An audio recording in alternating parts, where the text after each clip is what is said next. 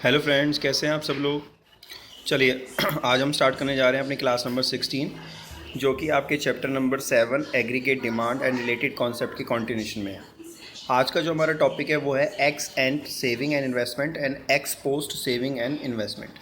तो ex ante saving and investment का मतलब क्या है। एक्स एंड सेविंग का मतलब ये होता है कि जो सेविंग आगे आने वाले एक साल में जो हाउस होल्ड सेक्टर है वो प्लान करने जा रहा है कि भाई मैं आगे आने वाले साल में एक साल में इतना पैसा कमाकर उसमें से इतना कंजम्पशन करके इतना पैसा बचाऊंगा। फॉर एग्ज़ाम्पल, मान लीजिए आपने आगे आने वाले एक साल की प्लानिंग कर ली कि भाई आगे आने वाले एक साल में मैं 1,20,000 रुपये कमाऊँगा, जिसमें से मैं 1,00,000 रुपये खर्च कर दूँगा और 20,000 की मैं सेविंग करूँगा। दैट इज़ प्लान्ड, मतलब आपने प्लानिंग की है, एक्चुअल नहीं है। एस्टिमेटेड फिगर है कि एक साल में इतना कमाएंगे। अब ये ज़रूरी भी नहीं है कि एक साल में इतना आप कमा भी पाएंगे और इतना खर्च भी कर पाएंगे और इतना सेव भी कर पाएंगे, लेकिन प्लानिंग तो करनी पड़ती है। तो एक्स एंड सेविंग का मतलब होता है कि जो हम प्लानिंग करते हैं आगे आने वाले एक साल की, और हाउस होल्ड सेक्टर जो प्लानिंग करता है वो हमारा एक्स एंड सेविंग कहलाता है। और एक्स एंड इन्वेस्टमेंट का मतलब होता है कि वो इन्वेस्टमेंट जो फर्म सेक्टर प्लान कर रहा है अपने बिजनेस की असेट्स के ऊपर परचेज़ करने पर। अब मान लीजिए एक प्राइवेट फर्म है, वो प्लान कर रही है कि आगे आने वाले एक साल में मैं अपने बिज़नेस में इतनी इन्वेस्टमेंट करूँगा अपने फिक्स असेट्स के ऊपर, बिल्डिंग के ऊपर, मशीनरी के ऊपर, इक्विपमेंट के ऊपर। तो उसे हम बोलते हैं एक्स एंड इन्वेस्टमेंट। तो एक्स एंड का जो मतलब यहाँ पर है प्लान्ड से है, प्लान्ड सेविंग और प्लान्ड इन्वेस्टमेंट।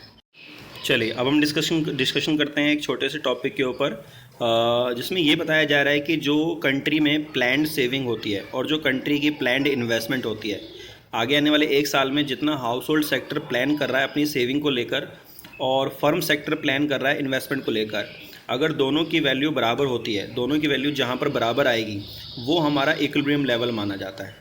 तो इसका मतलब where the saving and investment, planned saving and investment, planned saving and planned investment is equal at that level is called equilibrium level. उस लेवल को इक्विलिब्रियम लेवल माना जाता है जहाँ पे प्लान्ड सेविंग प्लान्ड इन्वेस्टमेंट के बराबर होती है।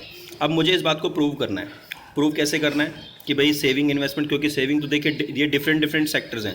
सेविंग करता है हाउस होल्ड सेक्टर, अब वो जो सेविंग करेगा वो जो सेविंग करेगा वो अलग हो गया, जो फर्म सेक्टर इन्वेस्टमेंट करेगी वो अलग सेक्टर हो गया, वो अलग अलग अप्रोच हो गई। तो दोनों के बराबर होने से हमारी इक्विलिब्रियम लेवल कैसे होगा, मतलब कंट्री का इक्विलिब्रियम लेवल इन दोनों के बराबर होने पर कैसे माना जाएगा। तो पहले आप इक्विलिब्रियम लेवल का मतलब समझिए। इक्विलिब्रियम लेवल होता क्या है, किसी भी इकोनॉमी का, किसी भी कंट्री के इकोनॉमी का इक्विलिब्रियम लेवल होता है where the aggregate demand is equal to aggregate supply. जहाँ पर लोग डिमांड कर रहे हैं, लोग कंजम्पशन के लिए प्लान कर रहे हैं, और जितना फर्म प्लान कर रही है सप्लाई करने का, एक तरफ तो होता है सप्लाई साइड, एक होता है डिमांड साइड। एक तरफ लोग कंजम्पशन प्लान कर रहे हैं और दूसरी तरफ कंपनी उस चीज़ को सप्लाई करने के लिए प्लान कर रही है। भाई एक तरफ आप गुड्स के लिए डिमांड कर रहे हैं, कंपनी दूसरे साइड पर गुड्स को सप्लाई करने का प्लान कर रही है। तो जहाँ पर लोग डिमांड करेंगे, जहाँ पर लोग डिमांड कर रहे हैं, प्लान कर रहे हैं कि भाई इतनी चीज़, इतना हम आगे आने वाले साल में इतना कंजम्पशन करेंगे। मान लीजिए 200 करोड़ रुपए का, मान लीजिए लोगों ने प्लान किया कि हम आगे आने वाले एक साल में 200 करोड़ रुपए का गुड्स और सर्विसेज का कंजम्पशन करेंगे, और कंपनी ने भी डिसाइड किया कि हम भी 200 करोड़ रुपए का गुड्स और सर्विसेज सप्लाई करेंगे। तो जहाँ पर दोनों आपस में बराबर वैल्यू पर आ जाते हैं, एग्रीगेट डिमांड और एग्रीगेट सप्लाई बराबर आ जाती हैं, तो हम उसे क्या बोलते हैं, इक्विलिब्रियम लेवल। और इक्विलिब्रियम लेवल अचीव होना ज़रूरी होता है एक कंट्री की इकनॉमी के लिए।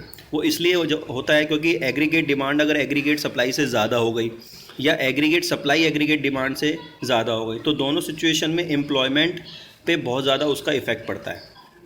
कैसे इफेक्ट पड़ता है, अगर मान लीजिए कि कंट्री में एग्रीगेट डिमांड ज़्यादा हो गई, लोगों ने कंजम्पशन की डिमांड ज़्यादा कर रहे हैं लेकिन सप्लाई कम है, सप्लाई उतनी नहीं हो पा रही है, तो उससे क्या होगा, डिमांड के बढ़ने से कंट्री में इन्फ्लेशन आ सकता है। ठीक है।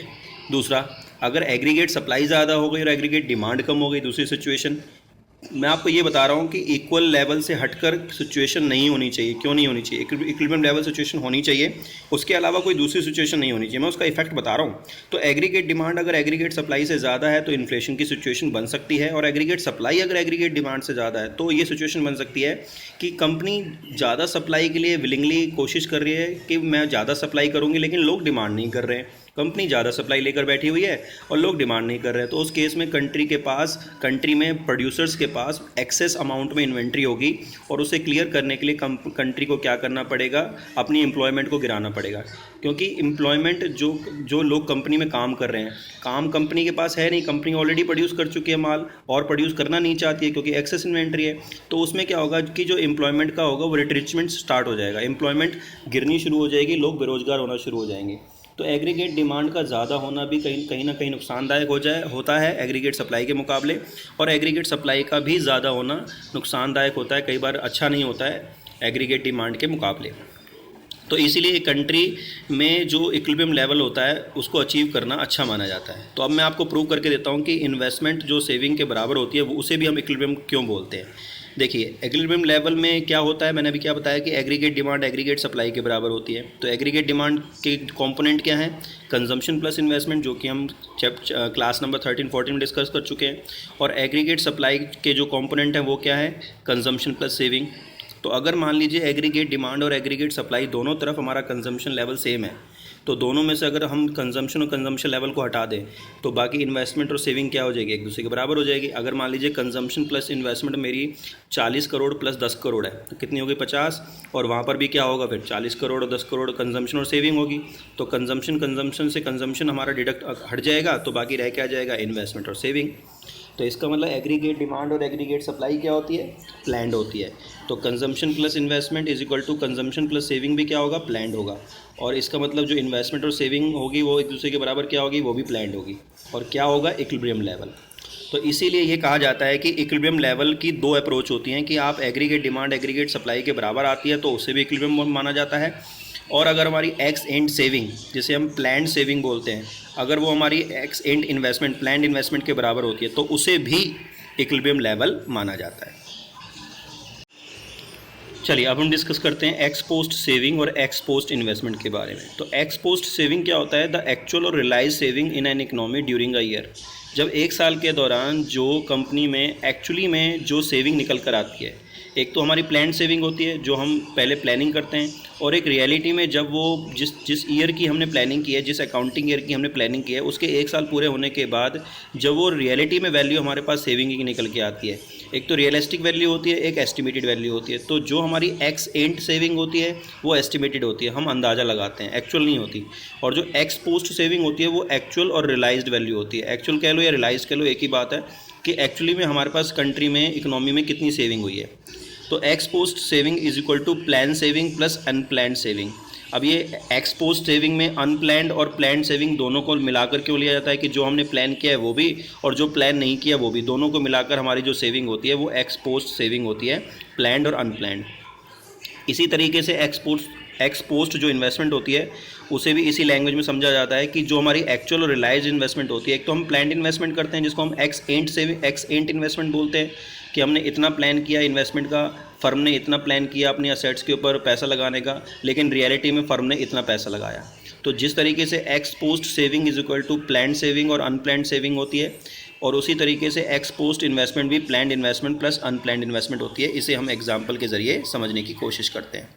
तो जैसे मान लीजिए मैं एग्जाम्पल लेता हूँ कि 1 अप्रैल 2013 को कंट्री के पूरे हाउस होल्ड सेक्टर ने प्लान किया कि हम इस अकाउंटिंग ईयर में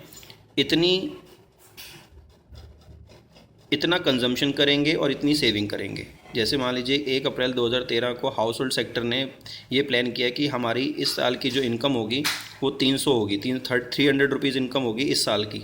उसमें से हम 280 रुपीज़ का कंजम्पशन करेंगे और 20 रुपीज़ का सेविंग करेंगे। ये उन्होंने प्लानिंग की 1 अप्रैल 2013 से 31 मार्च 2014 तक के लिए ये प्लानिंग करी।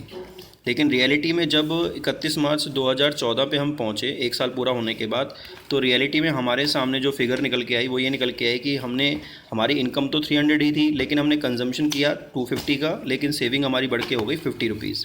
तो हमारी प्लान्ड सेविंग कितनी थी, एक्स एंड सेविंग 20 रुपीज़, और एक्स पोस्ट सेविंग कितनी निकल के आ गई 50 रुपीज़। इसका मतलब एक्स पोस्ट सेविंग में क्या हुआ कि जो हमने 20 रुपीज़ का प्लान किया था वो तो हो ही गया, लेकिन 30 रुपीज़ का हमारी सेविंग एक्स्ट्रा हो गई जो हमारी अनप्लान्ड थी। इसका मतलब एक्स पोस्ट सेविंग में हम प्लान्ड सेविंग भी लेते हैं और जो हमारी अनप्लान्ड सेविंग होती है जिसके बारे में हमने प्लान नहीं किया होता वो भी हमारी इंक्लूड होती है। तो इसी तरीके से ये एक्स पोस्ट सेविंग होती है, और इन्वेस्टमेंट भी इसी तरीके से अगर हम कैलकुलेट करना चाहें, एनालिसिस करना चाहें तो हम इसको कैलकुलेट कर सकते हैं।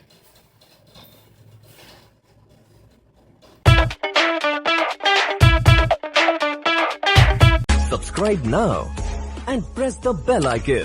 Never miss an update.